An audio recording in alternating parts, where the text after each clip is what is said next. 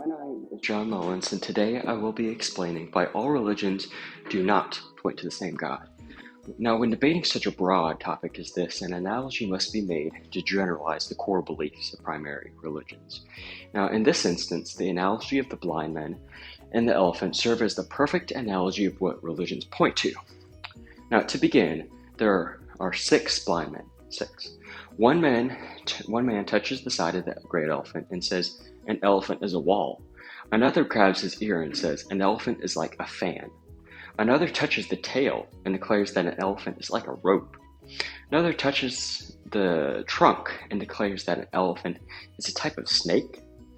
The reasoning behind this analogy is that each blind man is feeling what is real and was true to them, but are only physically able to grasp a portion of the true meaning.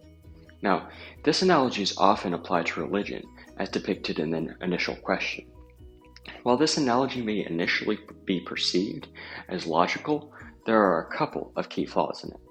Now, this analogy assumes that religious statements have the ability to coexist in the same way the parts of an elephant do, and without contradiction, which just isn't the case.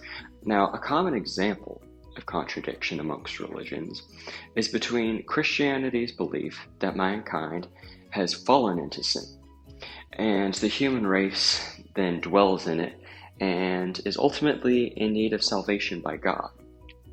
Now, on the other hand, Islam believes humans are born pure, and then they are then skewed by the world and the sin that then resides in it. So, a very fundamental difference between these religions, such this is not an atypical occurrence, but rather a heavily repeated one between the majority of religions who often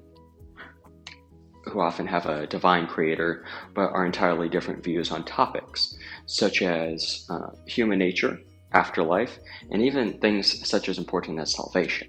Now, ultimately, while other religions may pull from and associate with Christianity, there is only one true God. There may be instances in which a miracle is performed and is seen as an affirmation of another religion, but does not validate that religion itself. In fact, the idea that finding salvation through another, quote, God is not able to be synchronized with Christianity, since it is stated in Exodus 20, verses 1 and 2, "And God spoke all these words, I am the Lord your God, who brought you out of Egypt, out of the land of this slavery. You shall have no other gods before me," clearly outlining the boundaries we have been set. Now, I think this makes it pretty clear. So remember, my name is John Mullins, and thank you for watching.